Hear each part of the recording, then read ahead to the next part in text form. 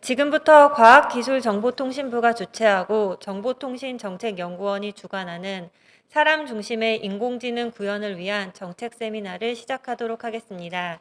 안녕하십니까. 저는 오늘 세미나의 사회를 맡은 정보통신정책연구원 디지털경제사회연구본부의 문아람 부연구위원입니다. 인공지능 기술과 서비스가 대중화되면서 신기술의 복잡성과 불확실성에 대한 위험에 대한 이슈가 사회 전반에서 논의되고 있습니다. 다만 기술이 가져올 사회적 혜택 또한 간과할 수 없다는 점에서 앞으로 기술 활용에 있어 역기능을 통제함과 동시에 산업 발전을 저해하지 않도록 하는 제도적인 방안을 모색하는 것이 필요합니다. 이에 오늘 정책 세미나는 사람 중심의 인공지능 구현을 위한 균형 있는 제도적 방안에 관한 논의를 위해 마련한 자리입니다.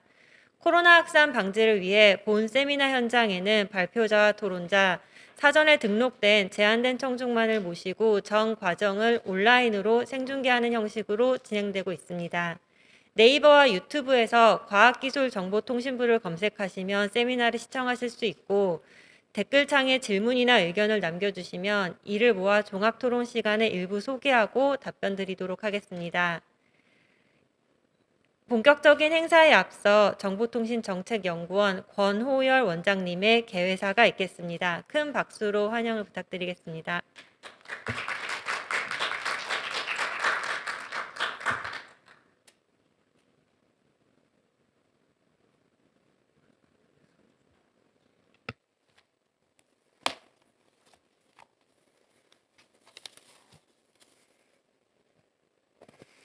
안녕하십니까.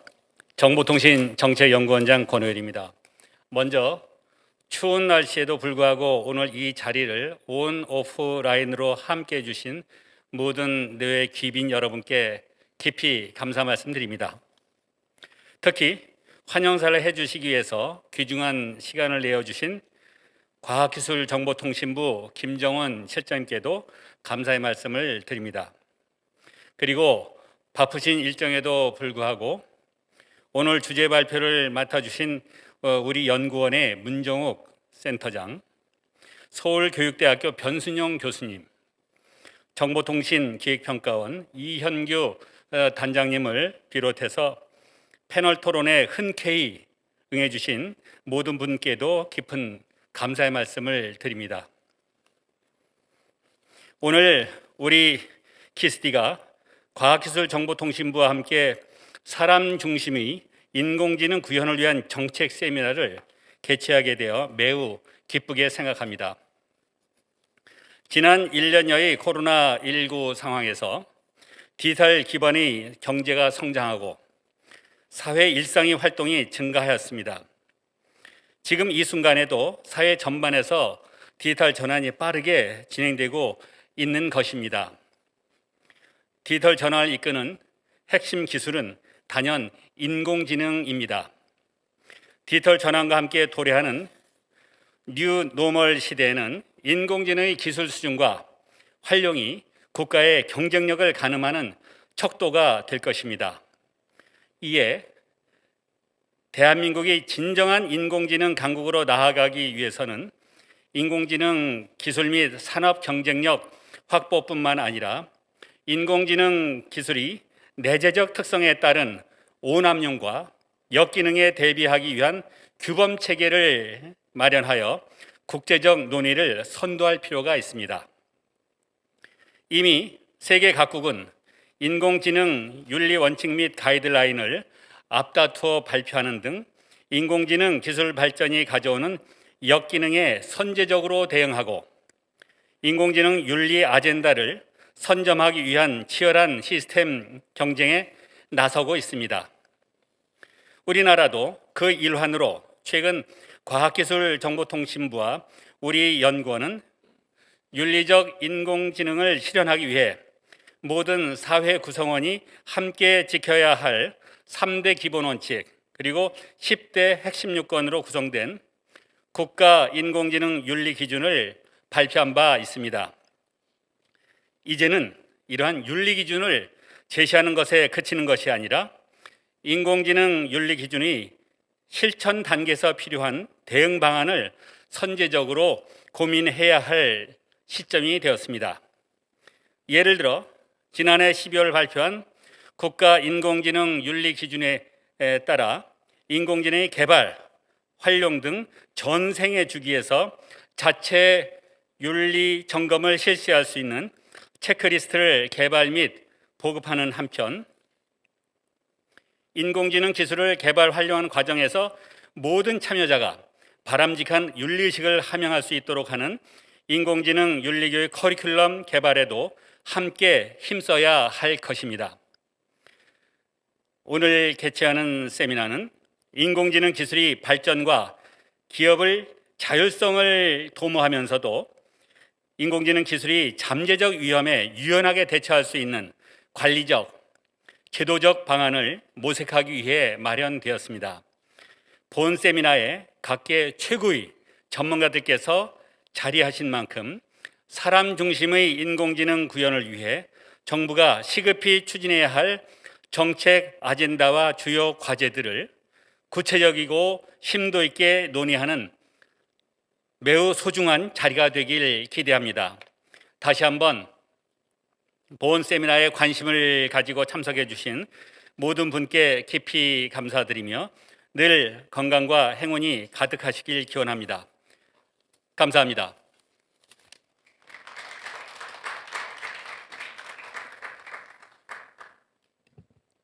네, 원장님 개회사 감사합니다. 다음으로 과학기술정보통신부 김정원 정보통신정책실장님의 환영사가 있겠습니다. 큰 박수로 환영을 부탁드리겠습니다.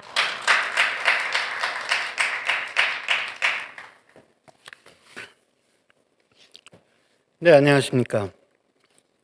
과학기술정보통신부 정보통신정책실장 김정원입니다. 오늘 사람 중심의 인공지능 구현을 위한 정책 세미나에 참석해 주신 각계 전문가와 또 여러 청중분들께 진심으로 감사의 말씀을 드립니다. 그리고 지금 제가 듣기로 상당히 많은 분들께서 온라인으로 참석하고 있다고 말씀을 들었습니다. 온라인 통해서 시청하고 계신 여러분들께도 감사의 말씀을 드립니다. 최근 인공지능 챗봇 이루다를 둘러싼 논란으로 인공지능 윤리에 대한 사회적 관심이 매우 높습니다. 이루다는 개발 서비스 과정에서의 개인정보 유출 논란, 또 데이터와 알고리즘의 편향성, 또 일부 이용자의 윤리 문제 등이 제기되어 지난달 초 서비스 중단에 이르게 되었습니다. 이처럼 인공지능 기술이 우리 생활의 일부가 되면서 윤리적 인공지능 개발 활용이 매우 중요한 이슈로 제기되고 있습니다. 그러나 인공지능 윤리는 어느 한 사람의 노력으로 달성되는 것은 아닙니다. 산업계와 학계, 정부, 또 국민 개개인까지 인공지능 생태계에 참여하는 우리 모두가 만들어 가야 하는 과제입니다. 이러한 맥락에서 정부는 지난해 12월 인공지능 윤리에 대한 사회적 논의의 토대를 제공하기 위해서 인공지능 윤리 기준을 마련한 바 있습니다. 이 기준은 사람 중심의 인공지능을 위해 인공지능 개발 활용 전 단계에서 모든 사회 구성원이 준수해야 할 3대 원칙과 10대 요건을 담고 있습니다. 올해 정부는 인공지능 윤리 기준 마련에서 더 나아가서 우리 사회의 인공지능 윤리를 정립하는 등 인공지능의 신뢰성 향상을 위한 다양한 실천 방안을 추진할 계획입니다. 먼저 금년 중 윤리 기준 현장 준수를 위한 주체별 윤리 체크리스트를 마련하고 초중고생, 대학원생 등 단계별로 인공지능 윤리 교육 방안도 마련할 계획입니다. 또한 인공지능 데이터의 편향성을 완화하고 신뢰성을 검증할 수 있는 기술 개발에도 적극 투자할 것입니다. 기업의 자발적인 인공지능 윤리 제정, 또 알고리즘 공정성 강화 등 민간 중심의 자율 규제 환경 조성을 위한 법제도 역시 검토해 나가겠습니다. 오늘 세미나는 이런 윤리 신청 방안에 대해 각계의 다양한 의견을 폭넓게 수렴하고 균형적 정책 방향을 모색하기 위한 자리입니다. 오늘 참석해 주신 모든 분들의 지혜를 모아 우리 사회에 적합한 인공지능 윤리 방향을 도출하고 글로벌 사회에도 이를 제시할 수 있게 되기를 기대합니다.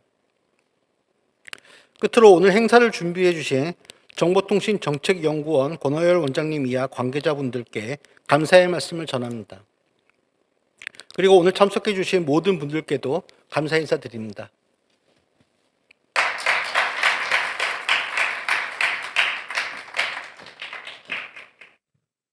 네, 김정원 실장님의 환영사 감사합니다. 발제에 앞서 오늘 정책 세미나 일정을 잠시 안내해 드리겠습니다. 잠시 후 60분간 세 분의 발표자께서 인공지능 윤리에 관해서 주제 발표가 있겠습니다. 이어서 좌장님과 11분의 패널 토론자를 모시고 사람 중심 인공지능 구현을 위한 도전과 과제를 주제로 약 1시간 30분가량 토론 시간을 가진 후에 모든 패널분들이 실시간 댓글 등 온라인을 통해 접수된 의견과 현장 참석자의 질문에 대해 답변하는 질의응답 시간을 약 10분가량 갖도록 하겠습니다. 발표를 들으시면서 궁금하신 점이나 의견은 유튜브나 네이버 TV를 통해 댓글창에서 남겨주시기 바랍니다. 여러분들의 적극적인 참여를 부탁드리도록 하겠습니다. 그럼 이제부터 정책 세미나의 주제 발표를 시작하겠습니다. 첫 번째로 인공지능 윤리 기준과 추진 과제를 주제로 정보통신정책연구원 디지털경제사회연구본부의 문정욱 지능정보사회정책센터장님의 발표가 있겠습니다. 박수로 환영 부탁드리겠습니다.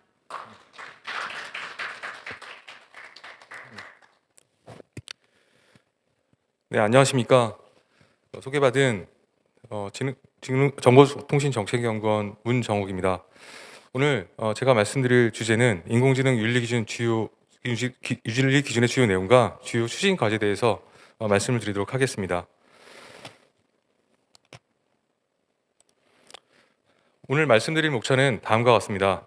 우선 인공지능 기술의 사회경제적 확산에 따라 제기되는 다양한 이슈들, 특히 윤리적 이슈에 대해서 말씀드리고 또 작년 말 발표했던 인공지능 윤리 기준의 주요 내용에 대해서 간략히 말씀드리도록 하겠습니다.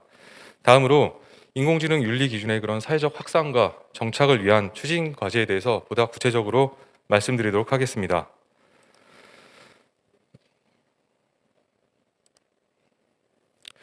인공지능은 4차 산업혁명으로 상징되는 기술 발전에 따른 그런 패러다임 전환 시기에 가장 영향력 있고 또 대중적으로 기대가 높은 첨단 ICT 기술로 향후 10년 동안 인공지능의 그런 사회적 혜택이 사회적 위협보다 많을 것으로 전망되고 있습니다.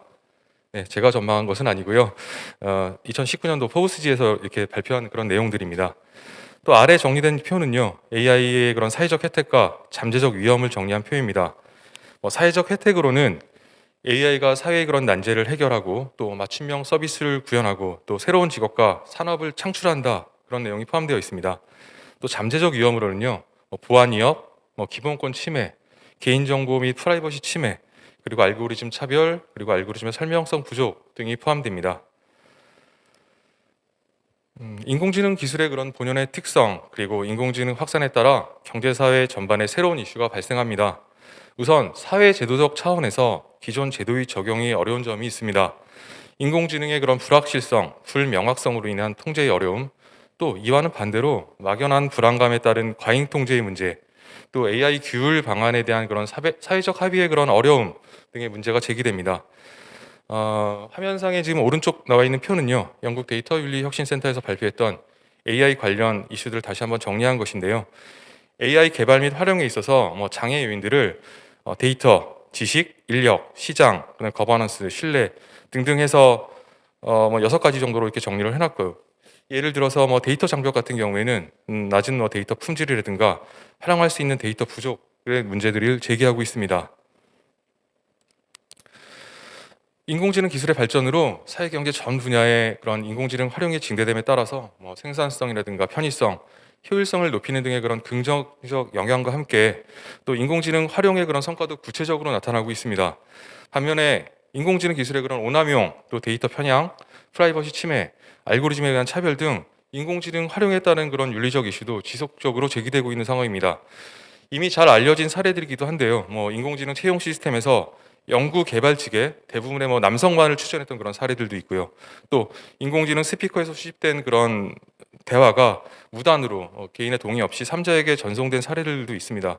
이렇듯 우리의 삶 그럼 여러 곳에 지금 인공지능 활용의 윤리적 문제가 보고되고 있습니다. 이 슬라이드는요, 지난 몇 주간 사회적으로 큰 논쟁이 있었던 이루다 사례입니다. 이루다 사례는 인공지능 윤리 또는 윤리적 인공지능과 관련된 여러 가지 쟁점들을 부각시켰는데요. 이는 이후 토론 세션에서 심층적으로 논의하기로 하고 여기서는 간략히 사례의 그 개요만 좀 말씀드리겠습니다. AI 기술을 활용하는 한 스타트업이 작년 12월에 출시한 그 이루다는 AI 챗봇에다가 20세 여대생의 그런 페르소나를 이렇게 입혀서 실제 연인들이 나눴던 그 대화 데이터 약 100억 건을 이렇게 학습해가지고 대화를 주고받을 수 있도록 만들어진 AI 챗봇 서비스입니다. 현재 해당 서비스는 제공되지 않고 있는 상황입니다. 우선 이루다 사례는 인공지능 윤리적 관점에서 크게 세 가지 이슈를 제기하고 있다고 말씀드릴 수 있을 것 같습니다. 우선 첫 번째, 혐오와 차별적 발언입니다. 이용자와의 그런 대화에서 장애인이라든가 성소수자, 인종에 대한 그런 혐오 발언과 성별에 대한 편견을 드러낸 바 있습니다. 또 두 번째는 성희롱에 악용된 점인데요. 특정 커뮤니티에서 이루다를 성적으로 취급하여 하는 그런 방법들이라든가 아니면 우회적인 표현으로 성적 대화를 이렇게 끌어낼 수 있는 방법들이 공유되기도 했습니다. 세 번째는요, 일단 이건 조사가 끝나봐야지 알겠지만 일단 개인정보 무단 활용 및 유출 가능성이 제기된 점입니다. 학습에 이용된 데이터는 이 본 스타트업이 별도로 운영하는 별도 앱에서 서로 이렇게 사용했던 그런 대화의 그런 데이터를 수집했던 그런 부분들인데, 이 부분들에 있어서 그게 이제 활용이 적절하냐 아니냐 이런 것들에 대한 지금 논의가 좀 제기되어 있는 바입니다. 이러한 윤리적 이슈가 지속적으로 제기되고 있는 상황에서 OECD, EU 등 국제기구 또 주요 국가에서는요, 그 윤리적 인공지능 실용을 위한 원칙 또는 프레임워크를 발표하거나 또 마련 중에 있습니다. OECD도 AI 권고안을 발표했고요. 또 유럽연합은 신뢰할 수 있는 인공지능을 위한 윤리 가이드라인, 그리고 또 유네스코에서는 거의 100여 조가 훨씬 넘는 그런 조항을 토대로 해서 지금 현재 그 인공지능 윤리 권고안을 만들어 놓은 상태고 각 회원국들의 의견을 지금 수렴하고 있는 중입니다. 또 일본과 미국도 마찬가지로 인공지능 윤리 원칙이라든가 아니면 가이드라인을 또 발표하고 있습니다. 우리나라에서도 지능정보사의 윤리 가이드라인, 또 이용자 중심의 지능정보사회를 위한 원칙 등을 마련한 바가 있습니다. 이러한 인공지능 윤리에 대한 이런 국제사회의 흐름 속에서 정부는 범국가 차원의 인공지능 국가 전략을 발표합니다. 그리고 그 국가 전략 목표 중에 하나인 사람 중심 AI 구현을 위해 과학기술정보통신부와 정보통신정책연구원이 글로벌 기준과 또 정합성을 갖춘 인공지능 윤리 기준을 작년 말에 발표한 바 있습니다. 인공지능 기술이 가지는 그런 비가시성, 불명확성 등의 그런 복잡성과 급속한 기술 발전으로 인해 관련 법 제도가 따라가지 못하는 그런 상황에서 작년 발표됐던 그런 윤리 기준은 우리 사회가 나아가야 할 그런 방향성을 제시한다는 점에서 의의가 있다고 할 수 있겠습니다. 다음으로는 작년 12월에 발표했던 인공지능 윤리 기준의 주요 내용에 대해서 간략하게 말씀드리고 넘어가도록 하겠습니다. 윤리 기준의 목적과 지향점은 다음과 같습니다. 첫째, 사람 중심의 AI 구현을 위해 정부, 공공기관, 기업, 이용자 등 모든 사회 구성원이 참조할 수 있는 그런 기본적인 윤리 기준을 제시하고자 했습니다. 둘째, 범용성을 가진 일반 원칙으로 이런 윤리 기준을 제시함으로써 각 영역별 또 분야별 그 세부 규범들이 유연하게 이렇게 발전해 나갈 수 있는 그런 기반을 조성하고자 했습니다. 셋째, 강제력, 구속력이 있는 그런 법이나 지침이 아닌 윤리 기준을 제시함으로써 기업의 자율성을 최대한 존중하고요. 또 기술 발전을 장려함과 동시에 기술과 사회 변화에 유연하게 대처할 수 있는 그런 체계를 마련하고자 했습니다. 넷째, 사회 경제의 변화 그리고 기술 혁신과 함께 새롭게 제기되는 AI 윤리 이슈를 반영하여 그 윤리 기준의 그런 지속적인 수정과 보완을 가능케 하는 AI 윤리 플랫폼으로서의 기능을 활성화하고자 했습니다. 인공지능 윤리 기준은 서문, 3대 기본 원칙, 10대 핵심 요건, 그리고 부록 이렇게 4가지 체계로 이렇게 구성되어 있습니다. 인간성을 위한 AI를 최고 가치로 지향하는데요. 이는 인공지능이 인간에게 유용해야 하고 또 인간에게 해롭지 않도록 개발되고 활용되어야 함을 의미합니다. 또한 개인의 행복과 더 나아가서 사회의 긍정적 변화에도 기여해야 함을 설명합니다. 본 슬라이드는 인공지능 윤리 기준을 도식화해 본 것입니다. 최고 가치는 가운데 있는 그런 인간성이 되겠고요. 그 주변을 둘러싸고 있는 3대 원칙으로서 인간의 존엄성, 그리고 사회의 공공선, 그리고 기술의 합목적성 원칙이 되겠습니다. 또 이러한 3대 원칙을 실현하기 위한 10대 핵심 요건으로 인권 보장부터 투명성, 안전성까지 이렇게 10개가 둘러싸고 있는 구조입니다. 각 핵심 요건 밑에는 슬라이드에서는 잘 안 보일 수도 있는데 그 요건들과 관련 있는 주요 키워드들을 좀 정리해 놓았으니 나중에 자료집을 참고해 주시기 바랍니다. 방금 말씀드렸던 그 3대 기본 원칙이 되겠고요. 일단 인간의 존엄성 원칙입니다. 인간은 기계 제품과는 교환 불가능한 가치를 가지고 인공지능은 인간에게 해가 되지 않는 범위에서 개발 및 활용되어야 한다는 내용이 포함되어 있습니다. 두 번째, 사회의 공공선 원칙입니다. 인공지능은 사회적 약자와 그리고 취약계층의 접근성을 보장하고 또 인류의 보편적 복지를 향상시킬 수 있어야 한다는 내용입니다. 마지막으로 기술의 한목적성 원칙입니다. 인공지능은 인간에게 도움을 주어야 하고요. 또 인류를 위한 인공지능 개발과 활용을 장려하고 또 진행해야 한다는 내용을 담고 있습니다. 이러한 3대 기본 원칙을 또 구체적으로 실현하기 위한 10대 핵심 요건으로 아까 말씀드린 바와 같이 인권 보장부터 투명성까지 10개의 요건들이 제시되어 있습니다. 시간 관계상 각각 그 핵심 요건들에 대한 구체적인 내용은 발표 자료집으로 대신하도록 하겠습니다. 인권 보장, 프라이버시 보호, 다양성 존중 요건들이 있고요. 다음으로 침해 금지, 공공성, 연대성, 데이터 관리 요건들이 있겠습니다. 그리고 책임성, 안전성, 투명성 요건들이 마지막으로 구성되어 있습니다. 그럼 세 번째로 그럼 인공지능 윤리 기준의 그런 실천 방안에 대해서 좀 더 구체적으로 말씀드리도록 하겠습니다. 본 슬라이드는 사람이 중심이 되는 그런 신뢰할 수 있는 AI 구현이라는 목표를 실천하기 위해 필요한 정책 과제들을 이렇게 도식화한 것입니다. 우선 윤리 기준의 그런 활용도를 높이고 또 사회적으로 확산을 도모하는 차원에서 인공지능 전 과정에 참여하는 개발자, 제공자, 그리고 이용자 등 주체별 윤리 점검 체크리스트를 개발하고자 합니다. 이를 통해 작년에 그 인공지능 윤리 기준의 그 공론화 과정에서도 다양한 그룹에서 요구되었던 실제 현장에서 참고할 수 있는 보다 구체적인 기준을 마련하고자 합니다. 다음으로 유아, 초중고생, 대학, 또 대학원생, 일반 시민 개발자들을 대상으로 하는 인공지능 윤리교육 프로그램을 연구하여 개발하고자 합니다. 또한 마지막으로는 저기 화면상에 지금 왼쪽에 나와 있는 그림인데요. AI 신뢰성 향상을 위한 다양한 정책 방안을 모색하고자 합니다. 인공지능 신뢰 수준을 높이기 위해서는 다양한 방면에 또한 다양한 노력이 필요할 것으로 보여집니다. 우선 기술적 신뢰도가 확보되어야 할 것이고요. 인공지능 도입 시 사회적으로 어떠한 긍정 또는 부정 영향을 미칠 것인가에 대한 사회적 영향평가, 그리고 인공지능에 대한 그런 사회적 수용성 제고 노력, 효과적이고 효율적인 인공지능 윤리 정책을 추진해 나가기 위한 그런 협력적 거버넌스 체계의 마련, 또 인공지능 관련 법제도 정비, 그리고 이 국경을 넘어 제공되고 또 활용되고 있는 그런 인공지능 기술의 영향에 대응하기 위한 국제적 그런 협력 체계, 공조 체계의 구축 등이 있을 것입니다. 그리고 또 앞으로 지속적으로 제기될 것으로 예상되는 그런 새로운 인공지능 이슈, 또 이런 쟁점들을 논의하고 소통하고 공감하고 신뢰를 쌓을 수 있는 그런 전략을 구사하기 위한 사전적 또 사후적 대응 방안을 마련하기 위한 AI 윤리 정책 협력 플랫폼을 구축하고자 합니다. 인공지능 윤리 기준의 확산 또 정착을 위해서 올해 추진하고자 하는 과제를 다시 한번 크게 세 가지로 이렇게 구분해 보았습니다. 첫 번째가 참여 주체별 체크리스트의 마련이고요. 두 번째가 인공지능 윤리 교육 프로그램입니다.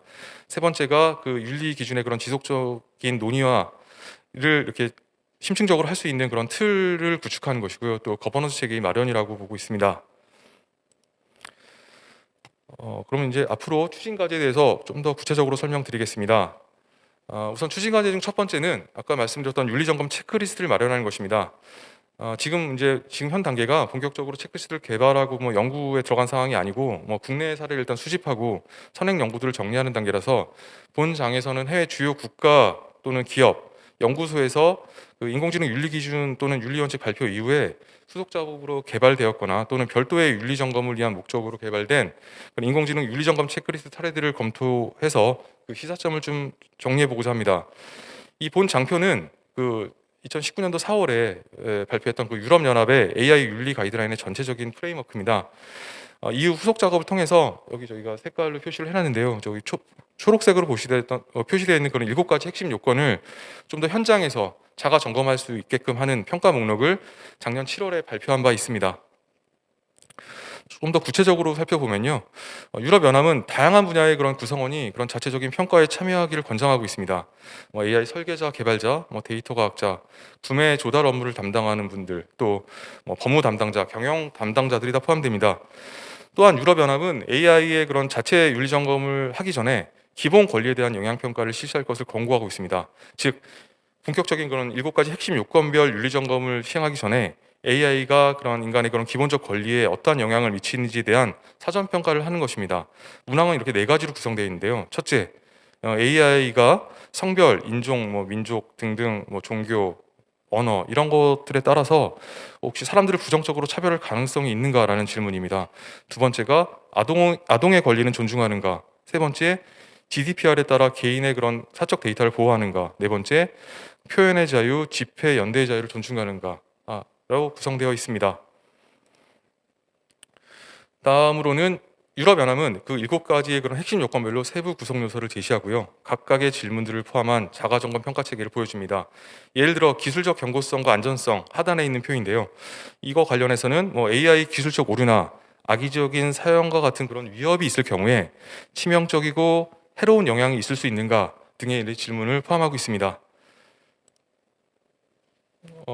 투명성 중 이제 소통의 부분을 한번 살펴보면요. 대화형 AI 시스템의 경우에는 사람이 아닌 AI와 상호작용하고 있다는 사실을 사용자에게 알렸는지, 또 다양성과 차별금지 관련해서는 그런 데이터 활용과 알고리즘 설계와 관련하여 불공정한 평양을 야기하거나 또 강화하지 않도록 하는 그런 절차가 있는지, 설계와 개발 과정에서 가능한 한 많은 이해관계자를 참여시켰는지 등의 질문이 포함됩니다.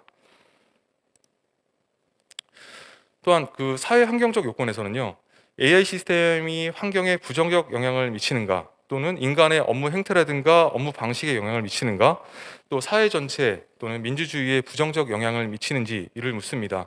또 책무성 파트에서는요, 감사 기능을 포함했는가, 또는 외부 자문, 객관적 제3자의 감사가 있는가 등을 질문합니다. 이번 슬라이드는 유럽연합 자가점검, 저희가 줄여서 알타이 이렇게 부르는데요. 이걸 외부로 이제 구현해놓은 사이트를 보여줍니다. 저희 연구진이 이제 직접 한번 아이디를 생성하고 들어가서 한번 실험 해본 결과인데요. 아직까지는 이제 프로토타입 정도만 이렇게 제시하고 있는 그런 버전입니다. 예를 들어서 핵심 7개의 그 핵심 요건별 질문에 대한 응답을 하면은 오른쪽 그림과 같이 결과치와 그 레코멘데이션을 보여줍니다. 저희가 이제 별도로 가상 시스템을 이렇다 한번 구상을 해보고요. 그에 대해서 자가 점검을 한번 해봤습니다. 점수를 하나는 후하게 주고요, 하나는 박하게 줬을 때 아주 신뢰도가 높은 시스템인 경우에는 그 칠각형이 되겠죠. 맨 위에 있는 그림이 되겠습니다. 그리고 아래는 신뢰 수준이 좀 낮은 그런 건데, 만약 정말 이 개발자 입장에서 아니면은 기업 입장에서 이렇게 해봤는데 아래 그림처럼 나온다면 아마 전적으로 다시 살펴봐야 되겠다 하는 그런 생각이 들 그런 느낌이 있었습니다. 네. 그럼 다음으로는 영국 ICO에서 발표한 AI 및 데이터 보호 안내 지침입니다. AI에 대한 그런 감사 프레임워크를 제공하고요, 개인정보의 공정한 처리를 보장하고자 합니다. 이번 지침은 고위 경영진, 법무 담당관, 개인정보 담당관 포함해서 개발자 등 모든 사람들을 대상으로 합니다. 본 프레임워크는 주제, 대상, 질문을 구분할 수 있는데요. 예를 들면 공정성, 투명성 측면에서 주요 대상은 이제 고위 경영진이 되겠고요. 개인정보 처리에 대한 적법성, 공정성, 투명성 원칙이 어떻게 AI에 적용되었는가, 또 AI 시스템과 관련된 그런 편향과 차별의 위협에 대해서 어떻게 대응할 것인가 등의 질문이 포함됩니다. 다음은 기업의 사례를 살펴보겠습니다. 마이크로소프트의 그런 AI 공정성 체크리스트인데요. 물론 다양한 기업에서 AI 윤리 원칙 체크리스트 등을 수립하여 발표 또 적용하고 있는데요. 오늘 그 발표 시간에 그런 시간적 한계로 다양한 기업의 사례를 다 소개하지 못하는 또 한 곳의 기업의 사례만 말씀드린 점은 양해 말씀을 드리겠습니다. 본 체크리스트는 구상, 정의, 프로토타입 개발, 실제 개발, 그리고 출시, 또 향상 등 전체 6단계를 구분하고요. 각 단계별 주요 항목을 구성하였습니다. 예를 들어 이제 구상 단계 중에 시스템 구상 및 비전 조사 단계에서는 목적, 예상되는 전개, 이해관계자의 이익, 관련 규정, 또 표준, 지침 등을 고려하여 시스템 및 그 기능을 구상합니다. 다음으로 이제 피해 위험 그리고 편익과 위험 간의 그런 트레이드 오프 관계를 고려해서 공정성 관련 피해를 줄 수 있는 그런 경과를 검토합니다.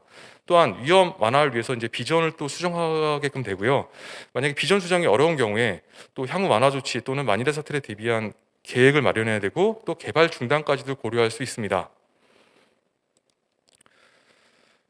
이번에는 대학에서 한 연구 결과인데요. 이제 카네기 멜론 대학 소프트웨어 공학 연구소에서 발표한 개발자를 위한 윤리적 AI 설계 체크리스트입니다. 5가지 주요 키워드에 책무성, 뭐 유형과 편익에 대한 인지, 존중과 보안, 그리고 투명성, 유용성 등을 포함합니다. 이 체크리스트는 AI 개발을 위해 활용할 목적을 지니는데요. 특히 개발팀의 그런 서명란을 제공해가지고 협약, 어그리먼트 같은 그런 형태로 제시되고 있습니다. 뭐 예를 들어 의도하지 않은 결과가 발생할 수 있다는 사실을 인지하고 이에 관한 연구를 철저히 진행할 것 같은 조항을 제시함으로써 거기다 이제 개발팀에서 스스로 서명을 하게 하는 그런 구조가 되겠습니다. 투명성 경우에는 AI 시스템의 목적, 한계, 편향성을 알기 쉬운 방식으로 설명할 것, 또 명확한 출처를 가진 데이터를 활용할 것 등이 명시되어 있습니다. 또 정직성과 유용성, 사용성 이 부분에서는요, 사람들이 AI가 작동하는지 아니면 사람이 대응하는지를 쉽게 구분할 수 있어야 할 것, 또 사람들이 언제 어떠한 이유로 AI 시스템이 작동하거나 또는 의사결정을 하는지를 쉽게 알 수 있어야 할 것 등을 포함하고 있습니다. 본 장표는 지난 2018년도에 키스드에서 수행했던 연구의 일부분을 수정하여 재구성해 본 것입니다. 전체적인 인공지능 윤리 프레임워크를 제시하고 있는데요. 참고 차원에서 한번 정리를 한번 해보았습니다. AI 제품 또는 서비스의 그런 제공 단계를 개발 이전 단계부터 피드백 단계 6단계로 한번 구분해 보고요. 윤리적 인공지능을 위해 이제 주체별로 역할과 기능을 정리해 본 것입니다. 개발자, 제공자, 공적 주체, 이용자로 일단 구분을 좀 한번 해본 거고요. 기존의 인공지능 윤리 프레임워크에 주체별로 그런 역할과 기능을 한번 맞춰보려고 시도해본 것인데 아직 탐색적인 수준에 머물러 있는 점은 참고를 좀 부탁드리겠습니다. 이어지는 이 본 장표도 마찬가지로 인공지능 서비스, 제품의 단계를 6단계로 구분하고요. 이번에는 그 주체별이 아닌 저희가 작년에 발표했던 그 인공지능 윤리 기준에서 제시하고 있는 그런 3대 원칙으로 한번 구분을 해봤습니다. 맨 위에 존엄성 등 3대 기본 원칙이 있고요. 그 박스마다 이제 10대 핵심 요건들, 어느 단계에서 무엇들을 체크해야 되는지에 대해서 일단 해본데 이 또한 뭐 연구 결과는 아니고 이렇게 그냥 전체적으로 한번 래핑을 해봤다 정도로 구상도 정도로 생각해 주시면 될 것 같습니다. 그리고 뭐 올해 연구를 통해 더 구체적으로 이제 이런 체크리스트를 만들 계획이고요. 또 그런 과정에서 다양한 이해관계자의 의견 수렴을 통해서 구체적으로 개발할 것임을 다시 한번 말씀드립니다. 여기서 정리한 내용은 작년에 그 인공지능 윤리기준 수립 과정에서 뭐 상관학연 전문가, 또 기업분들, 또 시민단체 등에서 제시한 그런 의견들, 그리고 또 앞에서 체크리스트의 그런 사례들을 살펴보면서 얻었던 그런 시사점들을 서로 연계해서 주요한 내용들을 한번 정리해 본 것입니다. 우선 올해 이제 인공지능 윤리 체크리스트를 만들 때 이제 고려해야 될 사항들인데요. 목적의 명확화가 필요합니다. 무엇을 위해 점검을 하는 건지 보다 명확히 하자는 것입니다. 다음으로 그 주체별이라고 했을 때 주체의 범위를 명확히 해야 한다는 점입니다. 이를 통해 결과와 책임의 명확성도 꾀할 수 있다는 그런 측면을 생각할 수 있습니다. 또한 윤리 기준 간 그런 상충의 문제를 어떻게 해결할 것인가에 대한 논의도 필요합니다. 본 윤리기준 서문에서도 명시하였듯이 현재 단계에서는 윤리기준 간 상충 문제를 해결할 수 있는 상충 문제가 발생할 수 있습니다. 예를 들어 뭐 프라이버시와 투명성 요건 간의 관계를 어떻게 할 것인가. 현재 시점에서 이에 대한 답은 정확하게 내리기는 어렵습니다. 이는 뭐 지속적 논의를 통해서 그런 사회적 합의를 거쳐서 풀어야 할 문제라고 보여집니다. 그리고 실질적인 참조 지침, 즉 현실 현업에서 참고할 수 있는 보다 구체적인 내용이어야 한다는 것입니다. 또한 산업 발전을 져야하는 수준에서 논의가 계속되어야 한다는 것입니다. 또 다른 한편에서는 보다 강제력 있고 구속력 있는 가이드라인을 만들어야 한다는 것 아니냐라는 의견도 상당수 이루어지고 있습니다. 이 또한 뭐 지속적 논의를 통해서 해결해 나가야 할 문제라고 보여집니다. 마지막으로 아까도 잠시 말씀드렸지만 인공지능 서비스 자체가 이제 국경을 넘어 이루어지고 있기 때문에 국제 표준 또 국제 기준에 맞는 그런 체크리스트가 만들어져야 하고 이를 위해서는 그런 국제 협력이 필요하다고 말씀을 드립니다. 다음은 두 번째 추진 과제인 인공지능 윤리 교육 프로그램 마련입니다. 생애 단계별 인공지능 윤리 교육 커리큘럼을 개발하는 것인데 이는 다음 발표 주제로 우리 변수영 교수님께서 발표해 주실 내용이라서 여기서는 넘어가도록 하겠습니다. 마지막으로 윤리적 인공지능을 위한 정책 추진을 위한 그런 협력적 거버넌스 체계의 정립입니다. 앞서 말씀드린 그런 사람 중심의 인공지능 구현을 위한 정책 과제 중에 하나가 신뢰성 향상이었습니다. 신뢰성 향상과 인공지능 윤리의 사회적 확산을 위한 중요한 과제 중에 하나가 바로 협력적 거버넌스 체계의 마련입니다. 상반된 이해와 또한 공통된 이해를 조화시키고 이것들을 더 조화시키기 위해서는 모든 사회 구성원들이 인공지능의 혜택에 대해 공유하고 이를 이해할 필요가 있습니다. 기업의 정당한 이윤 추구와 인공지능의 잠재적 위협을 통제할 수 있다는 그런 신뢰를 형성하기 위한 협력적 거버넌스가 필요합니다. 이를 통해 기업, 중앙정부, 지방정부, 시민사회, 이용자 모두의 역할을 재조명하고요.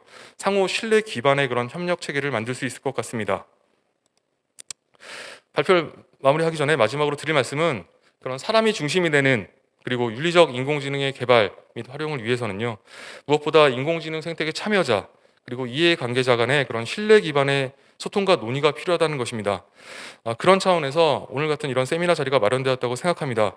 이러한 토론과 수기를 통해 보다 신뢰할 수 있는 인공지능 사회, 지능정보 사회가 될 것이라고 생각합니다.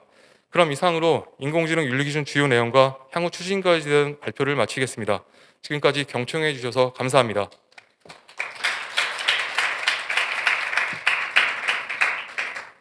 네, 센터장님 발표 감사드립니다. 다음 발표 전에 잠시 안내를 드리겠습니다. 네이버나 유튜브로 현재 온라인으로 시청 중인 청중분들께 잠시 안내 말씀드립니다. 초기 송출 단계에서 설정상 오류가 있어 잠시 댓글창이 활성화되지 못하였다는 이슈가 있었습니다. 지금 현재 온라인으로 시청 중인 청중분들은 새로 고침을 하셔서 활성화를 부탁드리겠습니다. 불편을 드려서 대단히 죄송합니다. 다음으로는 인공지능 윤리 교육의 방향과 도전을 주제로 서울교육대학교 변순용 교수님께서 발표를 해주시겠습니다. 교수님 발표 부탁드리겠습니다. 네, 박수로 환영 부탁드립니다.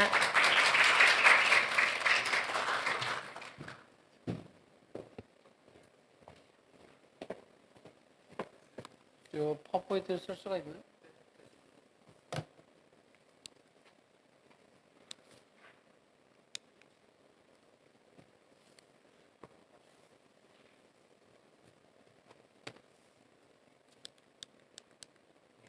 잠깐만요.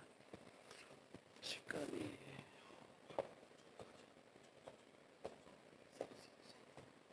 반갑습니다.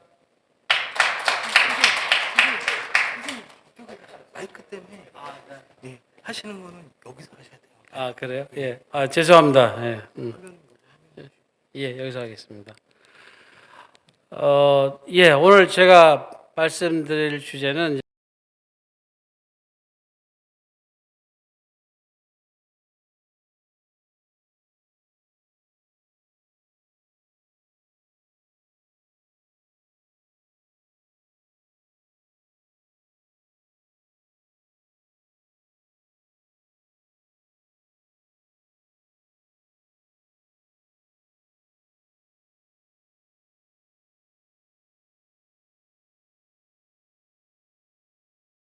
발표하고 있는 AI 윤리 기준의 관계를 어떻게 설정할 거냐.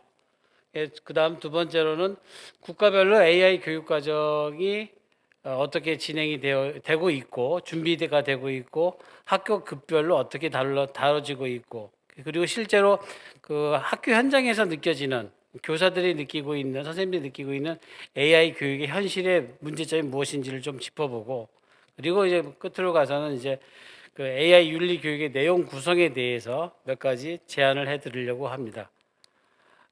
우선 선언에서는 지금 뭐 여러분들 다 아시다시피 지금 이루다의 사례가 많이 언급이 되고 회자가 되고 있습니다. 근데 이제 저는 여기서 과연 이루다가 이루지 못한 게 정말 무엇일까를 한번 고민을 해봐야 되지 않을까 싶습니다. 여기 옆에 그림에서 보시면 이제 맨 위에 이제 베타 테스터를 모집한다. 그 다음에 이제 페르소나를 갖추고 나오고 그 다음에 이제 문제가 생기고 그 다음에 이제 그 서비스가 중단되는 이 시퀀스를 보시면 사실 그동안 저희가 AI 윤리 가이드라인을 만들고 체크리스트를 만들 때 늘 기업에게 듣는 이유는 왜 기업의 그 생산 활동을 연구 활동을 자꾸 막으려고 하십니까라는 얘기를 많이 듣습니다. 그럴 때마다 제가 드리는 건 저희가 막으려는 게 절대 아닙니다. 오히려 방향을 열어줄 수 있는 그런 어떤 기준, 준거를 마련하는 작업을 하고 있는 겁니다라고 생각을 해봅니다. 만약에 지금의 이 그 챗봇을 이루다가 개발자의 윤리, 개발의 과정에서 개발자의 윤리를 잘 지키고 개발이 됐다면 아마도 윤리적으로 지속 가능한 챗봇 이루다가 되지 않았을까라는 생각이 듭니다. 그래서 저는 기본적으로 이 이루다 사례가 굉장히 보여주는 시사점이 뭐냐면 개발자 윤리와 사용자 윤리의 문제점을 동시에 보여주고 있는 점에서 굉장히 패러다임 케이스다라고 생각하고 있습니다. 그러니까 즉 뭐냐면 이 개발의 과정에서 생기는 문제, 그다음에 사용의 과정에 생기는 문제가 동시에 같이 불거졌거든요. 물론 이제 챗봇 이루다 말고도 4년 전에, 그러니까 지금 5년 전이죠. 이제 MS에서 나온 이제 그 챗봇 테이의 경우도 하루 만에 서비스가 중단된 사례가 있습니다.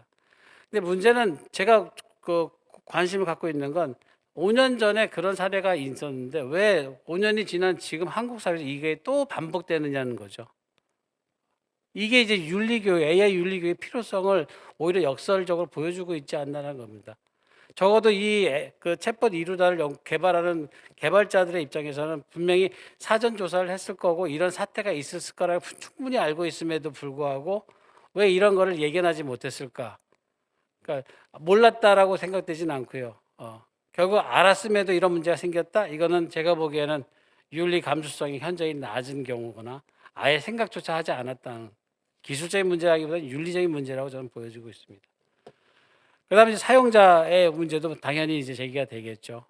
그래서 이제 개발자 윤리와 사용자 윤리가 모두가 동시에 문제가 된 패러다임 케이스가 바로 이 이루다 케이스다라고 생각을 하고 있습니다.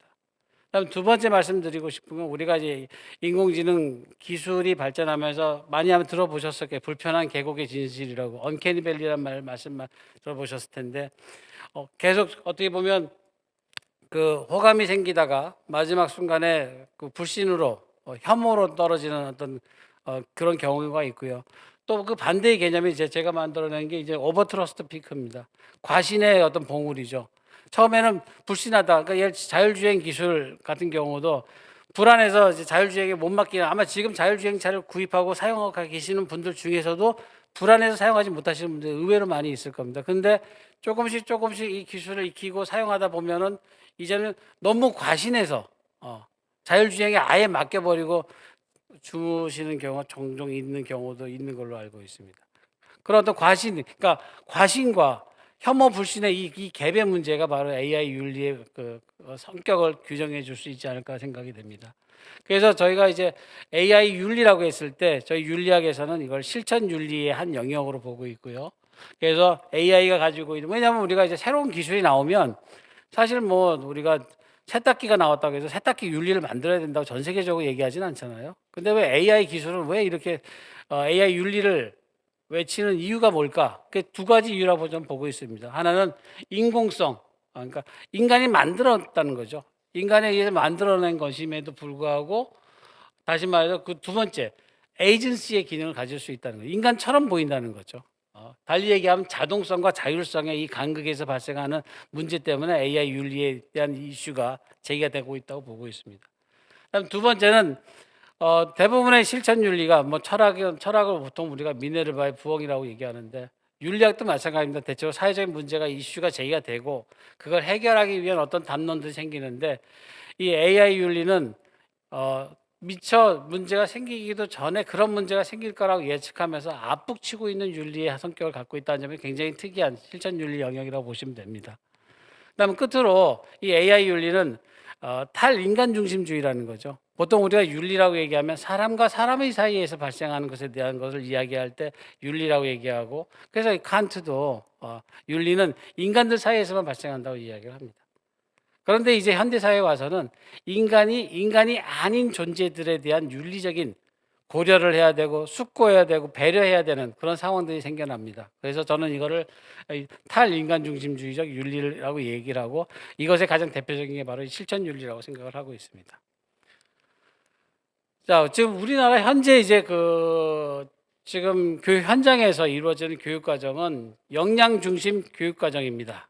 보통 여기서 역량이라고 얘기할 때는 지식, 뭐 인지적인 기술, 실천적인 기술, 태도, 정서, 가치 윤리와 동기와 같은 다양한 내적인 능력을 이제 역량이라고 표현을 합니다.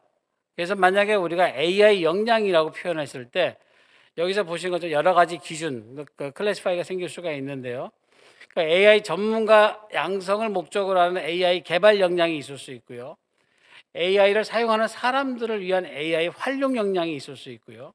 또 더 우리가 생각해 본다면 AI가 자체가 가지는 역량을 또 이렇게 나눠볼 수도 있을 겁니다. 또 다른 학자들 같은 경우에는 AI 기초 역량이라고 해서 그러니까 AI 기본 개념과 프로그래밍에 대한 프로그래밍 할 수 있는 능력, 그다음에 AI 시스템을 효율적으로 사용할 수 있는 능력, 그다음에 디지털과 데이터 리터러시에 대한 능력, 그리고 마지막으로 에티컬 리즈닝, 윤리적 추론이라고 하는 이 네 가지를 AI 기초 역량이라고도 표현하기도 합니다.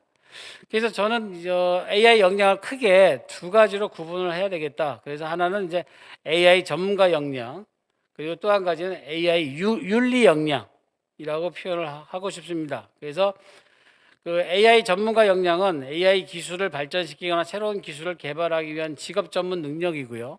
뭐 기초 능력까지 여기 포함될 수 있겠죠. 그다음 AI 윤리 역량은 AI를 사회에서 윤리적으로 올바르게 활용하기 위한 역량이다. 이렇게 저는 정의를 내리고 싶습니다. 그래서 이 두 가지 역량을 개념으로 AI 교육이 이루어져야 된다고 생각을 하고 있습니다. 그다음 이제 그 사람이 중심이 된 인공지능 윤리 기준은 이제 앞선 발표에서 우리 문 박사님 발표를 잘 해주셨으니까 이 부분 넘어가겠습니다. 그래서 기본 아이디어는 이 윤리 기준을 잘 활용해서 윤리 교육의 내용으로 윤리 교육의 내용으로 구체화시켜야 되겠다는 게 기본 아이디어라는 걸 말씀드리겠습니다. 그다음 국가별 AI 교육 과정을 보면 대한민국과 미국, 중국, 대한민국의 경우에는 지금 이제 이렇게 교육을 하겠다고 계획을 하고 있는 단계입니다. 미국도 대부분 이제 컴퓨터 사이언스 교과목에서 실행이 되고 있고요. 중국, 일본, 이스라엘, 인도 등 세계 각국에서 지금 이런 AI 교육을 실행하고 있는데 대체적으로 보면 이제 CS 쪽에서 많이 이루어지고 있다는 게 주된 특징이라고 볼 수 있습니다. 그래서 구체적인 전략은 표에 있으니까 자료를 보시면 될 것 같습니다. 그다음에 이제 학교 급별 내용을 좀 보시면요. 이제 이렇게 대한민국의 경우에는 초중고 현재 계획상으로는 초등학교 3, 4학년과 5학년을 구분해서 활용 사례, AI 개념 이해 이렇게 중학교의 경우에는 지식 표현의 이해, 머신러닝 학습 방법 이해 등등등 해서 그다음에 고학년의 경우에는 이제 머신러닝의 개념과 알고리즘에서 수준 차이를 두고서 체계적으로 AI 전문가 교육의 내용이 진행되고 있음을 계획되고 있음을 알 수는 있습니다. 그다음 미국의 경우에는 크게 이제 여기 보시면은 인식하고 표현 및 추론, 머신러닝, 자연스러운 상호작용, 사회적 영향이라는 5개의 대단원으로 생각하시면 되고요. 이 대단원을 학교 급별로 수준 맞게 구성을 했다고 보시면 됩니다. 그래서 보면 우리나라와 중국의 경우는 대체로 보면 AI 개발 전문가를 기르기 위한 직업교육의 전 단계 혹은 기초교육 단계, 기초전공의 단계의 느낌이 굉장히 강하게 나타나고 있는 특징입니다. 다만 이제 미국이나 핀란드, 호주의 경우에는 AI가 사회에 미치는 영향이라든지 그 철학, 또 AI와 인간의 상호작용 등에 대한 인문학적 고려가 부분적으로 반영되어 있는 특징이 좀 있습니다. 그래서 우리나라 학교 현장에서 실제 교사들이 체험하고 있는 지금 이제 AI 교육의 현 실태는 이런 것 같습니다. 주로 이제 코딩과 소프트웨어 교육이 의무화되고 있고요. 교사에게 AI 교육을 가르치기 위한 연수가 의무화되어 있지만 대체로 보면 실제 교육 과정에 교사들에게 전달되는 내용은 되게 이제 체험의 수준이거나 아니면 직업 교육의 내용으로 제공되고 있다는 게 교사들이 실제로 체감하고 있는 내용입니다. 그래서 대체적으로 전문가를 위한 AI 역량을 기르기 위한 내용과 두 번째는 체험을 중심으로 한 내용이 주로 지금 교사 교육 단계에서는 진행되고 있고 물론 초기니까 이런 수밖에 없다는 것은 충분히 이해하지만 이런 내용을 계속 갈 수는 없다는 건 분명한 문제라고 생각이 됩니다. 그다음에 이제 구체적으로 그러면 AI 윤리 교육의 내용 예시들을 좀 살펴보고요. 그다음에 우리가 어떻게 그러면 우리나라의 AI 윤리 교육의 내용을 만들 수 있을까 이 부분을 좀 고민을 해보겠습니다. 실제로 그 미국의 MIT 미디어 랩에서 그 AI 윤리 커리큘럼이 소개가 됐고요. 그 내용을 번역한 내용이 지금의 이제 표에서 보여지는 내용들입니다. 표에서 보면은 이제 기본적으로 이 AI 전문가 역량과 사용자 역량이 교묘하게 결합이 되어 있음을 알 수가 있고요. 그래서 우리가 어느 정도, 그러니까 전문가를 위한 기초 역량이 아닌 일반인들을 위한 그 교육에서 어느 정도의 기술적 수준까지 가르쳐야 될 것이냐. 그러니까 예를 들어서 자동차하고 마차를 구분할 정도면 되느냐. 자동차에 이거 뭐 예를 들면은 뭐 전륜이든 후륜이든 내연이든 전기차든 이 정도 구조까지 가르쳐야 되느냐, 아니면 그것보다 좀 더 들어가는 기술 수준까지 가르쳐야 되느냐. 그러니까 어느 정도까지 일반인 교육의 기술 수준을 정하는 거냐는 것은 그때 우리 사회마다 국가마다 상황에 따라 조금씩 유동적으로 정해질 수 있다고 생각이 됩니다. 그래서 이제 제 기본 아이디어는 이겁니다. 저희 이제 3대 기본 원칙과 10대 핵심 요건에서 3대 기본 원칙을 저는 이제 이렇게 세 가지로, 그러니까 인간의 존엄성 원칙은 개인적 도덕 역량으로, 사회의 공공성 원칙은 사회적 도덕 역량으로, 기술의 한목적성은 합리적 도덕 역량으로 해서 이렇게 도덕 역량으로 구분을 하고요. 그래서 그 세 가지 영역 중에서 인간의 존엄성 원칙의 경우에는, 그러니까 AI가 인간의 생명이나 정신적 신체적 건강에 해가 되지 않도록 안전하게 개발 및 사용되어야 한다는 의미에서 AI가 인간의 존엄성을 지켜주는 방향과 AI가 인간의 존엄성을 침해할 수 있는 방안에 대한, 방법에 대한 여러 내용들을 살펴보고서 결국은 인간의 자신의 존엄성 및 타인의 존엄성을 침해하지 말아야 한다는 점에서 개인적인 도덕 역량과 연결이 된다고 저는 보고 있습니다. 사회 공공성 원칙의 경우에는 대체적으로 사회 공동체 가능한 많은 혜택을 우리가 전제를 해야 되고요. 그래서 특정 계층에 독점되지 않도록, 그리고 사회적 약자나 취약 계층에게도 충분한 액세스를 줄 수 있는 그런 개발이 이루어진다는 차원에서 봤을 때 사회적 도덕 역량으로 연결될 수 있다고 보여집니다. 기술의 한목적성 원칙의 경우에는 AI 기술이 인류의 삶을 위한 기술이라는 목적에 부합되게 개발되어야 하고요. 여기서 이야기하는 기술의 한목적성은 도구적 한목적성 내지는 수단적 한목적성이 아니라 이성적 한목적성까지 이야기합니다. 용도의 효율성, 그러니까 얼마나 효율적이냐, 목표 달성에 효율적이냐의 수준을 넘어서서 그게 얼마나 윤리적으로 효율적이냐에 대한 이것을 주로 이야기하는 게 이제 기술의 한목적성 원칙이라고 생각이 됩니다. 그래서 저희는 이거를 합리적 도덕 역량이라고 연결을 했습니다. 그래서 전체적인 내용 체계는 이게 가장 핵심적인 부분이라고 보시면 될 것 같습니다. 10대 핵심 요건, 예를 들어서 인권 보장이라고 했을 때 사실 인권 보장이라는 컨텐츠는 지금 뭐 이를테면 각 초등학교, 중학교, 중고등학교에서 뭐 사회교과와 윤리교과에서 굉장히 중요한 내용으로 가르쳐지고 있습니다. 근데 이제 문제는 이제 여기서 이야기하는 인권 보장은 AI와 관련되어 있는, 이를테면 AI는 시민의 기본권을 강화할 수 있는가, 또 AI의 개발과 활용은 인권 존중을 어떻게 실현할 수 있는가, AI는 타인 사회 제도 등에 의한 인권의 침해를 방지할 수 있는가, AI의 개발과 활용은 민주주의, 법치주의, 국제법을 어떻게 보호할 수 있는가 등등의 여러 주제 영역으로 나눠질 수 있을 거라고 생각이 됩니다. 그래서 이 10대 핵심 요건들을 역량의 차원에서 개인적 도덕 역량하고, 즉 옆에는 이제 개인적 도덕 역량, 사회적 도덕 역량, 그다음 합리적 도덕 역량을 표현을 해서 관련되는 걸 빗금을 쳐놨습니다. 그래서 인권 보장의 경우에 다양한 주제들을 설정을 할 수 있을 거고요. 이 주제들을 학교 급별로, 이게 초등학생이냐, 중학생이냐, 고등학생이냐, 일반인이냐, 전문가냐에 따라서 이 질문의 주제는 같지만 그것에서 다뤄질 수 있는 컨텐츠들은 굉장히 차이가 날 수 있을 거라고 생각이 됩니다. 그래서 인권 보장, 프라이버시부터 해서 마지막 투명성까지 굉장히 다양한 수준의 주제들을 저희들이 선정을 해야 될 거고요. 그 선정의 내용들을 가지고 학교 급별로 혹은 대상별로 내용 체계를 구성해야 된다고 생각이 됩니다. 그렇게 된다면 적어도 이 3대 기본 원칙과 역량에서 준비가 된 내용하고, 그다음 10대 핵심 요건에서 그 핵심 요건들을 토대로 해서 교육 과정별로 이런 내용들을 이해 주제별로 추론할 수 있다고 생각이 됩니다.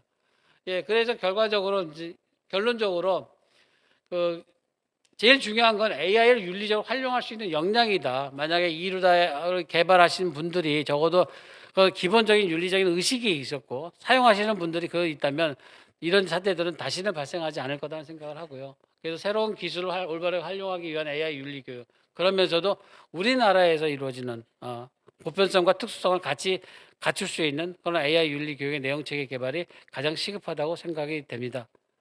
네, 이것으로 발표를 마치겠습니다. 감사합니다.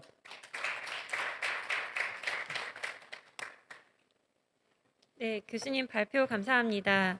이제 마지막으로 인공지능 기술의 신뢰 확보를 주제로 정보통신기획평가원의 이현규 인공지능 데이터 PM님의 발표가 있겠습니다. 큰 박수로 환영 부탁드립니다.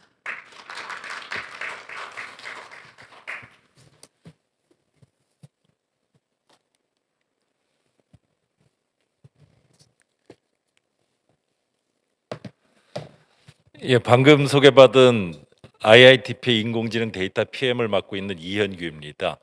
오늘 제가 여기서 말씀드릴 부분은 인공지능의 신뢰 확보에 관해서 기술적인 측면에서 어떻게 이루어지고 있고 앞으로 어떻게 하면 좋을지에 대해서 얘기를 드리고자 이 자리에 섰습니다.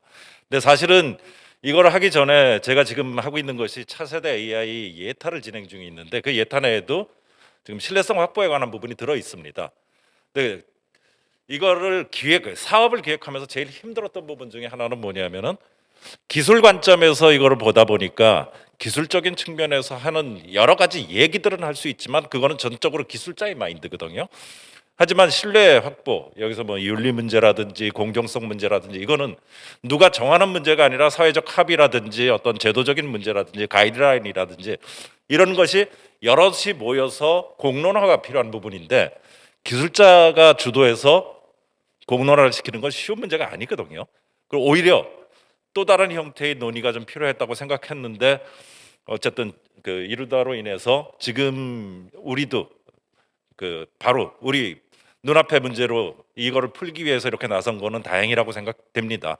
근데 또 한편으로 또 보면은 기술적으로 아직 완성도가 충분하지 않은 인공지능에 대해서 여기에 대한 우려로 인해서 오히려 그 개발이라든지 연구에서의 위축이라든지 이럴 수 있는 요소도 있기 때문에 거기에 대한 정도의 수준 이거는 좀 다른 관점에서 봤으면 좋겠다는 의미에서 제가 기술적인 부분에 대해서 우리가 준비해야 될 게 뭔지의 얘기를 좀 드리려고 이 자리에 섰습니다.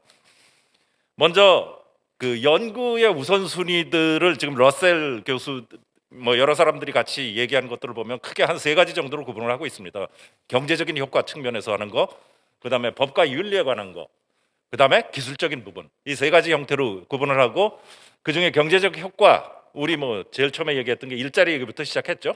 그래서 일자리 문제라든지 여기에 인해서 어떤 산업은 이거로 인해서 완전히 망가지고 없어질 수도 있고 산업적인 영향을 줄 수도 있고, 그다음에 이게 부정적인 요소가 발생했을 때 어떻게 할 거냐 하는 문제, 그다음에 이런 것들이 새로운 형태의 경제를 일으켰을 때 그것이 지표에 어떻게 영향을 줄지, 이런 요소들이 이제 경제적인 측면에서 바라볼 부분이고, 두 번째 법과 윤리에 관련되는 부분 쪽은 이거의 산출물이 어떤 식의 영향을 줄지, 뭐 자율자동차부터 시작해서 인공지능이 사용하는 온갖 형태의 산출물들이 있지 않습니까?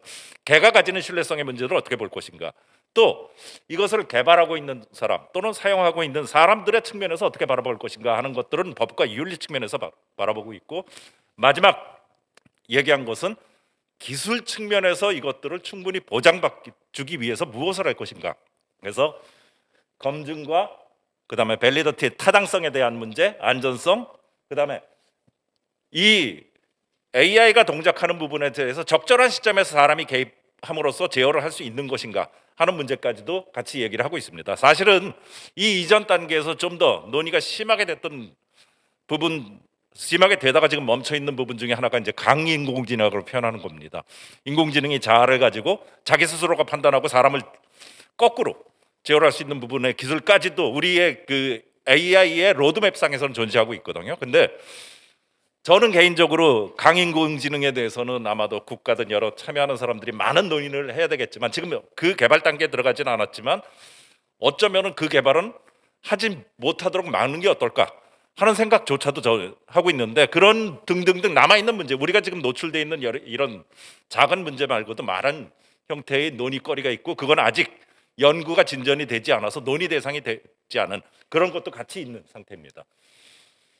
그 인공지능 기술의 신뢰 확보라는 측면에서 보면은 뭐 여러 가지 요소가 있지만 모든 문제의 근본은 특히나 이 과거에 있던 인공지능이 아니라 최근에 그 워낙 활발하게 되고 있는 딥러닝이 가지는 투명성 결여의 문제입니다.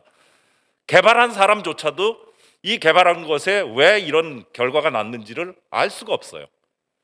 그래서 제일 먼저 시도를 했던 것이 이 투명성의 문제를 어떻게 확보할 것인가 해서 설명 가능성이라는 explainability라는 형태의 기술로서 먼저 출발을 했습니다. 투명성을 확보하게 되게 되면은 얘가 왜 이런 판단을 했는지를 알게 되다 보니까 나머지 어떻게 보면은 얘가 안전한지 또는 견고하게 일관되게 답을 주고 또는 사소한 공격에 대해서도 쉽게 방어할 수 있는지 또는 공정한지 이런 부분을 설명이라는 관점을 가지고 다 해결할 수도 있습니다. 그래서 기술의 관점으로 보자면은 가장 중요한 부분의 첫 번째는 투명성 확보입니다. 그래서 explainability를 먼저 갖추고 그 갖추게 되면서 나머지 요소들 여러분들이 갖고 있는 윤리적인 요소라든지 이것들도 이 인공지능 시스템이 동작하게 됐었을 때 사이드로 얻어지게 되는 그 동작과 예측되는 부분을 설명을 통해서 설명적인 기능적인 부분을 통해서 확보를 하고 그것에 의해서 인간이 판단할 수 있는 이런 요소를 갖추게 되는 것입니다. 여기에 한 가지 더 붙이는 게 단순히 사용자 관점이 아니라 개발자 관점도 같이 들어가거든요. 지금 개발자 입장에서는 아까 말한 대로 투명성이 떨어지다 보니까 내가 만든 내 시스템이 어떻게 동작한지를 내가 예측을 못하는 거예요. 그러니까 이 시스템을 돌려보고 사람들한테 써보라고 한 다음에 문제가 생겼을 때 그때 이해를 하는 이런 형태의 문제가 생길 수밖에 없는 것이기도 하거든요. 이거는 무슨 얘기냐면 사실 많은 언론이나 여러 곳에서 얘기해서 AI가 엄청나게 지금 발달한 것처럼 보이지만 여러분들도 대부분이 그 어떻게 보면 딥마인드 쪽에서 했던 알파고 이슈에 굉장히 고무돼 있는 상태에 해당되고 AI 시스템을 만들려 그러면 대부분이 지금 로봇을 만든다든지 뭐 사람보다 빼어난 무엇을 대부분 상상하고 있거든요. 근데 아직 걸음마 단계에서 크게 벗어나지 못했거든요. 그래서 지금 개발자들이 우리가 C로 프로그램을 짜든지 이런 거 했었을 때는 프로그램을 짜고 잘못됐거나 뭔가를 디버깅이라는 과정을 통해서 충분히 할 수 있습니다.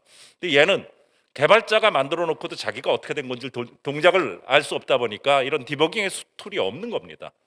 그래서 이것들을 확보하기 위한 수단으로서 투명성을 갖추기 위한 설명 가능성이 굉장히 중요하게 대두되고 이것이 연구가 우선됐고 거기에 그 다음으로 이어서 이제 혹시나 취약성이 없는지 이거는 이제 보완적인 요소와 같이 협력을 통해서 이루어지는 부분이고 공정성 이슈는 이제 지금 이제 나오기 시작했죠. 이게 실제로 우리의 업무에 쓰이게 되면서 남녀 차별을 한다든지 뭐 이런 이슈들과 같이 이루어지면서 얘를 어떻게 잘 조정할 수 있을까? 진단과 개선이라는 도구적인 측면에서의 것이 필요하게 됐습니다. 그래서 보면은 지금 제가 여기서 기술적인 부분으로 다룰 거에 거의 대부분은 설명 가능성의 대부분의 것이라고 보시면 될 것 같습니다. 그 다음에 견고성과 공정성은 이것을 통해서 얻을 수 있는 사이드 이펙트 정도 이 수준에서 지금 이루어지고 있는 거고 이것들을 좀 더 발전을 시키는 그 과정에 있는데 가장 중요한 거는 아까 말씀드린 개발자 측면에서 준비된 툴이 없거든요. 그래서 개발자들이 나머지 요소들을 잘 볼 수 있게끔 투명성에 대한 요소가 먼저 가고 그것들이 도구화돼서 우리의 디버깅 도구처럼 개발자들이 자기가 만든 시스템을 눈으로 쭉 봐가면서 동작에 대한 원리나 여러 가지 요소들을 살필 수 있게끔 해주는 게 최우선이라고 생각되고 저희가 차세대 AI R&D 쪽에서도 우선적으로 지금 하는 것이 기술의 투명성이라는 요소를 함께 해서 각각의 위험, 신뢰 확보에 필요한 거를 도와줄 수 있는 도구를 만드는 쪽에 집중을 하고 있습니다. 지금 뭐 예를 들어서 설명성 같은 경우는 뭐 이미 다 알고 있듯이 결과 나왔다 끝이 아니라 왜 나왔는지에 대한 설명을 해주는 겁니다. 근데 설명을 하는 것이 단순히 왜 나왔는지의 설명을 알고 싶은 것만은 아니거든요. 이거는 단순히 사용자 관점일 수도 있고 또는 개발자 관점일 수도 있어요. 지금 그 다파 쪽에서 XAI라고 해가지고 추진하고 있는 여러 가지 형태의 것들이 있습니다. 처음에는 이 블랙박스처럼 생긴 것들을 알기 위해서 했던 노력들이 몇 가지가 있습니다. 지금 맨 앞 이게 지금 가장 크게 딥러닝이라는 요소 부분은 어차피 블랙박스니 얘를 어떻게 알까 해서 딥러닝의 학습 과정에서 설명을 할 수 있는 뭔가 요소들 기술적인 거를 넣을 수 없을까 해서 딥 익스플래네이션이라는 형태의 기술로 됐고요. 중간에 있는 거는 이미 현재 있는 굉장히 다양한 방법의 인공지능 방법론들입니다. 예를 들어서 룰 베이스가 됐든 여러 가지 요소들이 있는데 그 기존에 있는 인공지능 방법론들은 추론하는 과정을 쭉 살펴보다 보면은 얘가 왜 이런 결론을 낼지 알 수 있는 클루들이 굉장히 많이 나와요. 그러니까 사실은 설명을 사람이 알아듣게 설명되지 않고 기술자가 알아들을 수 있게끔 설명이 나올 뿐이지 얘를 말로만 바꾸면은 설명 가능성이 상당히 높은 형태로 이미 상당 부분이 돼 있습니다. 또 하나는 맨 마지막은 이제 아무것도 모를 때 어떻게 하죠? 우리 블랙박스 테스트라고 하잖아요. 뭔지 모르지만 이런 결과가 나왔을 때는 예전의 사례로 봤을 때 요런 것이 이유다. 그래서 과거의 사례와 대비해서 그 현상에 대한 근거를 빗대어서 설명하는 겁니다. 이거는 이제 최악의 상황이긴 하지만 어쩔 수 없으면 이거라도 해야 되겠죠. 이런 세 가지 연구가 같이 이루어지고 있는데 가장 중요한 부분은 지금 완전히 블랙박스처럼 보이는 딥러닝 쪽에서 판단의 근거가 무엇인지 이걸 알려고 하는 것이 가장 큰 노력 중에 하나입니다. 그리고 이렇게 설명이 나왔을 때 설명을 어떻게 표현해 줄 거냐의 문제가 같이 있습니다. 설명 모드 부분입니다. 저희도 사실은 설명에 관한 연구 과제나 이런 거는 국가의 연구 과제로 이미 수행이 되고 있는 상태입니다. 그래서 그 툴을 이어받아서 걔를 통해서 사용자들한테 어떻게 보여줄까 하는 부분에 좀 더 많은 노력을 하고 있는데 그 설명 모드 부분은 자연어로 보여줄 수도 있고 뭐 사진 같은 형태나 동영상의 형태로 보여줄 수도 있겠죠. 상황을 예를 들 수도 있겠죠. 이런 형태의 사람이 쉽게 이해할 수 있는 방법론을 만들어내는 것이 설명 모드에 관한 부분이고요. 요 다음부터는 이제 업체들의 기술적인 부분인데 전체적인 양이 많기 때문에 이거는 이제 간단하게 그냥 쭉 여러분들이 읽으시면 될 것 같은데 이거는 꼭 아셔야 되는 게 우리가 이번에 이루다 사태라든지 이런 것들이 생긴 여러 가지 요인을 봤었을 때 가장 중요한 거는 지금 신뢰성 부분은 여러분들하고 지금 논의를 하지만 여러분들이 생각했을 때 돈 벌 수 있는 일인가요? 사실은 사업성이라는 측면에서 봤었을 땐 상대적으로 굉장히 취약한 부분이기도 합니다. 그러다 보니까 이쪽에 관심을 가지고 노력을 하는 굉장히 많은 사람들이 가진 우선적인 부분은 돈이 많은 테크 자이언트들이 스스로 내부적인 개발자들의 인성교육이나 개발자 교육을 통해서 내부적으로 했던 것들이 우선입니다. 그래서 IBM, 마이크로소프트, 구글 이런 곳에서는 굉장히 많이 진행이 되고 있는데 그다음에 학교 같은 데서 일부 연구들이 있는데 이게 일반 중소기업이나 스타트업 입장에서는 그거를 준비할 시간과 돈 이런 게 전혀 없거든요. 그러다 보니까 사실상은 거의 블랙박스인 상태에서 손으로 테스트하고 이런 수준을 벗어나지 못하다 보니까 이제 지금과 같은 문제가 같이 발생했던 겁니다.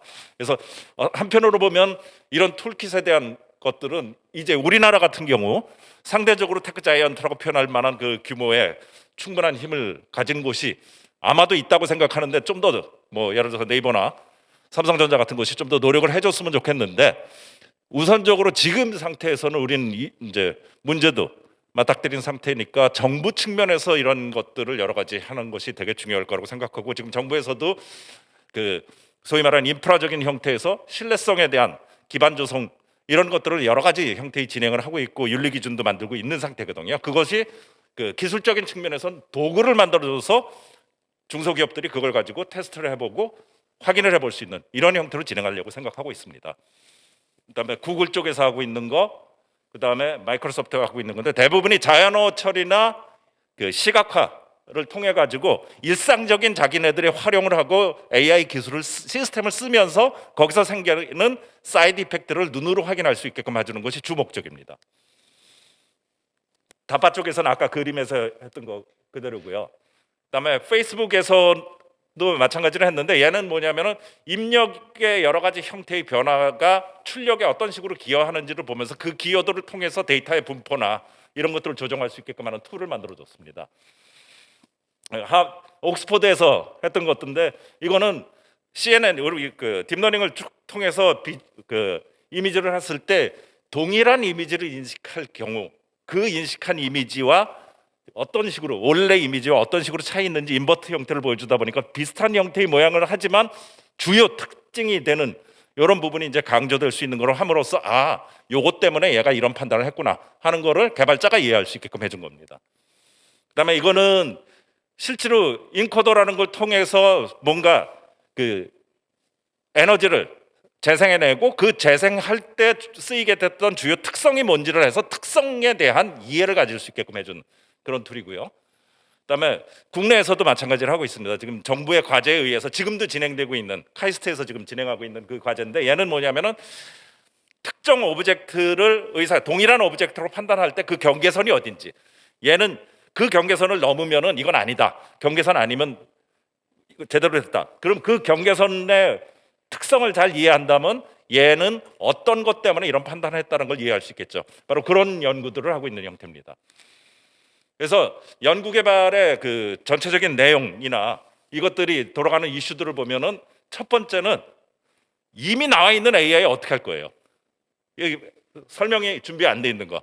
그래서 설명이 준비 안 돼 있는 부분에 대해서 어떻게 하면은 꽂아서 할 수 있는 방법이 없을까 해서 플러그 앤 플레이에 대한 것이 있고, 판단 근거 설명, 그다음에 설명 모드, 그러니까 표현을 이해를 쉽게 해주는데 이것도 여러 가지 형태로 나옵니다. 사용자 관점에서 이해 부분이 있고, 개발자 관점에서 이해 있고, 또 얘가 아예 전문적인 정보로 논리적인 근거까지 마련할 수 있는 전문성을 가진 전문가의 의사 결정을 지원할 수준의 굉장히 하이엔드까지도 설명 모드로 표현할 수 있고요.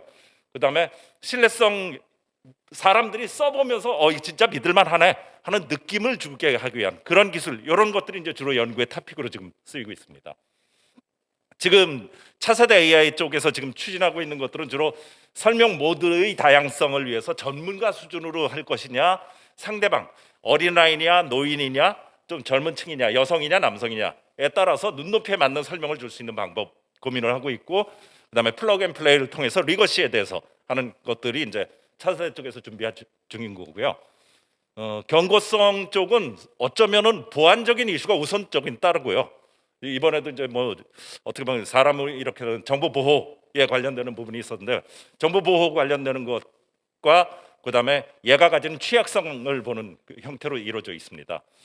여기서는 근데 취약성 문제 말고도 또 하나는 얘가 데이터를 다루다 보니까 여기서 데이터 유출 문제라든지 이런 문제가 같이 끼어 있습니다. 그래서 시작은 이런 거로 시작했어요. 그러니까 아무것도 아닌데 이 팬더 사진에다가 이상한 노이즈를 넣었더니 얘를 긴팔 원숭이로 보는, 이게 이 밑에 있는 것도 바나나에다가 이상한 칩 같은 걸 넣어놨더니 얘가 토스트라, 뭐 이 토스터다 이렇게 얘기했는데, 이거야 뭐 좀 틀렸다 그러면 끝인데, 예를 들어서 사람의 얼굴이지라고 칩시다. 귀걸이 하나 바꿨더니 사람의 얼굴이 바뀌어버려요. 아이덴티피케이션을, 이건 심각한 문제가 되지 않습니까? 그러니까 그럴 수 있는 요소를 어떻게 최소화시킬 건가, 그게 경고성의 이슈입니다. 그리고 얘는 이제 공격에 아주 심각한 문제가 될 수도 있는 것인데, 인식이란 요소들이 쓰여서 어떤 시스템에서 특정한 사람이나 특정한 오브젝트가 동작했을 때 악성 코드가 작동한다든지 이런 식으로 할 수 있는 가능성을 IBM 쪽에서 딥라카라고 해서 이제 실제로 이런 테스트를 해본 적이 있었었는데, 아직 뭐 여기까지 존재할 정도는 아니지만 어쨌든 이럴 수 있다라는 얘기까지도 나온 상태입니다. 그다음에 IBM 쪽에서 지금 하고 있는 거 구글, 그다음에 마이크로소프트, 페이스북까지 이렇게 하고 있고, 페이스북은 실제로 이제 일자리, 그러니까 면접하는 요소에다 어플리케이션을 같이 넣어가지고 공정성 이슈의 공정성 이슈가 얼마나 견고한지 이걸 같이 볼 수 있도록 했고요.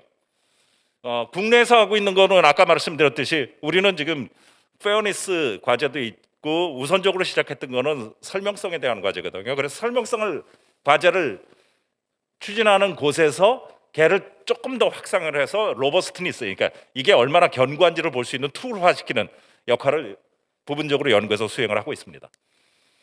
이쪽에서는 일단은 여기서 말하는 공격이라는 공격의 변이 문제가 생길 수 있거든요. 우리 바이러스처럼 단순히 알고 있는 공격뿐만이 아니라 그것이 변이가 생겼을 때 어떻게 될지의 문제까지도 들어가거든요. 그래서 공격과 방어 같이 해서 쓸 때 공격의 종류를 예측해서 예측의 변화가 되는 부분까지도 방어에서 포함시킬 수 있는 이런 요인을 같이 하고 있고요. 표현, 그다음에 아까 같이 악성 코드 문제라든지, 그다음에 특정 어떤 특성에 대해서 너무 민감하게 반응했을 경우 답이 극단을 치달을 수 있거든요. 그런 민감도를 낮추기 위한 거, 사람이 통제하기 위한 거, 이런 것들이 이제 연구의 주제로 들어가고 있습니다. 그리고 지금 차세대 AI 쪽 같은 경우는 여기서는 아까 또 말씀드렸듯이 단순히 알려진 공격이 아니라 공격의 변화를 통해 가지고 우리가 상상 못한 새로운 형태의 공격이 있을 때 수비할 때는 어떻게 할 거냐, 여기에 대한 샘플 데이터를 제너레이션 한다든지 이런 것들이 이제 그 과제로 진행 중에 있고요. 마지막 공정성 부분은 저 문제죠. 빨간색으로 되어 있는 동그라미로 보시면 됩니다.